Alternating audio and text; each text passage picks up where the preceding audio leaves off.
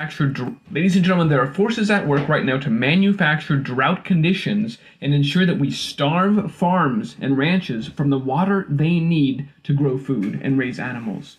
All of this will create food shortages by design in order to then point at this massive problem and say, oh, it's global warming, it's climate change, we need those climate lockdowns. We must move to absolute zero carbon emissions. We have to take away your cars. You have to eat the fake meat. All of the agenda will suddenly be justified. Right? All of the Bill Gates saying that the real crisis is climate change. All of these words will finally resonate when we see empty shelves as a result of this systematic turning off the water. And that's what's happening all over right now.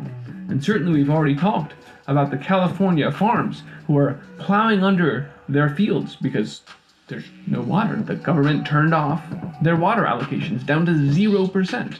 And so they can't grow food.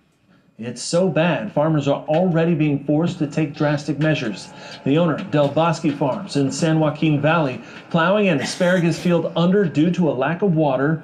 Now, federal and state water projects say they will provide little to no irrigation water to many agricultural customers. So farmers, let's calculate how much food they can grow with their limited supply. If we don't have enough water and we don't have enough feed for these cows, the tough decisions are coming for all of us. The story is the same in Idaho. Typically, farmers in Idaho use these irrigation waters well into September. But with possible water shortages, hydrologists expect farmers in central Idaho to use up all of their resources and basins within just a couple of months.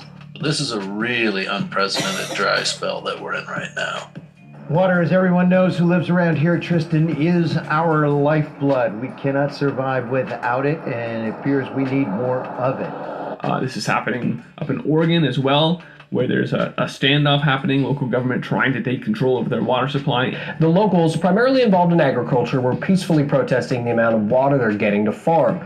According to Klamath County Commissioner Donnie Boyd, they're getting about 1/10 of the water they usually do. Ammon Bundy getting involved, and the media is running away with that, calling this a new water war. That's what this was. The bottom line today is that's where we are now. This is an engineered crisis. This is a water war. It is not, as they would have you believe, between Ammon Bundy or some right-wing militias and white supremacists.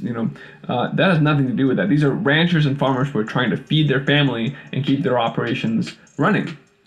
There is, though, a water war starting right now. That warfare is, however, with the people at the World Economic Forum, and the players right here proudly listed: Coca-Cola Company, Nestle, PepsiCo, the UN, World Bank, the WEF, World Wildlife Federation. All of these companies, the same ones, the same players who are involved also in the corporate takeover of our food supply, naturally, are also doing the same thing on the side of water. Now, this drought is the linchpin in their agenda to tie food scarcity to climate change and global warming. And you can see that directly in this article from the World Economic Forum. U.S. facing freshwater shortages. Why? Because of climate change. And the most insulting and elementary description that you can ever tell: water shortages. Why? Because of greater evaporation caused by global warming. So this is that mechanism. This is that lever that the Eat Lancet Foundation said we need to change what you eat and how we grow food in order to rescue ourselves, to save the world from global warming. And what is it that what is the crisis that will be felt as a response to this drought? It is the food shortages. It is exactly what the food chain reaction game told us in 2015 when George Soros paid John Podesta's Center for American Progress to run this thing, which, just like Event 201 foresaw, maybe there will be a coronavirus, and maybe we'll use it to have the governments operate in lockstep to lock people up and put masks on them. Exactly the same sort of think tank exercise, tabletop exercise to get people thinking about it and put the script for the agenda in place happened when Cargill and John Podesta got together for their food chain reaction game. Here's a little bit of that video. You can see right there as they say, in 2020 there's going to be a drought. They call it climate change, but you can see they're clearly depicting a drought affecting the land, and then right behind it, a health crisis with the mask right there. Now, this is 7 years ago now. when they created this video, and they have a drought and masks, which is a pretty good depiction of where we are right now. But I'm sure that's just a coincidence. I'm sure it's not that these are the people who are writing the script through which we are living this massive problem reaction solution as we are shoehorned into their technocratic agenda. No, but what was it? Let's just move on. What was it that the food chain reaction game said would happen? Well, in the face of a steep food prices exploding spike and looming global food shortages in 2022, again, this is exactly where we are. Food prices are spiking off the charts. And there are looming global food shortages in 2022. There's a lot of discussion of this going on right now, particularly in light of the drought that we're now seeing mass media coverage. What did the food chain reaction game tell us would be the suggested solutions to these global food shortages? Well, again, it's a tax on meat and then a global carbon tax, because it's a climate, that's the whole thing there. It's the appeal to climate change. And the other thing that the World Economic Forum tells us, when they openly declare warfare, water warfare, on the global water supply is this.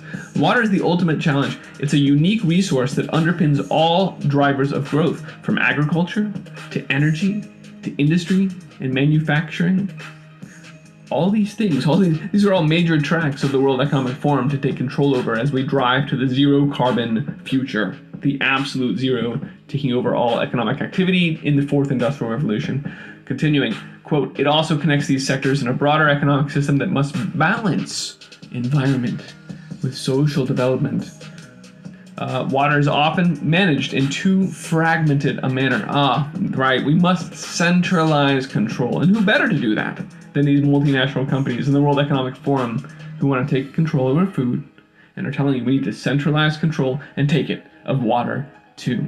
That is, after all, the point of our Global Water Initiative, one of our core platforms at the World Economic Forum, which seeks to set up a wide range of collaborations to scale up a new generation of public-private collaborations to accelerate the implementation of the UN's Sustainable Development Goal 6, the goal on water and sanitation. We need to radically shift the way people value water. We're going to socially engineer you into that scarcity mindset. This is a declaration of war on your water supply. From the strategic level and at the tactical level, at the operations level, we see it going live. Now, when China worries about their agricultural production, well, they actively, openly engage in geoengineering to make it rain over an area nearly the size of India. Over the next few years, they plan to scale up to 3 times the size of Spain, forcing rainfall. You can read right here, forcing rainfall and snow over 1.6 million square kilometers using artificial rain generation techniques. How are we going to use our resources here in the U.S., here in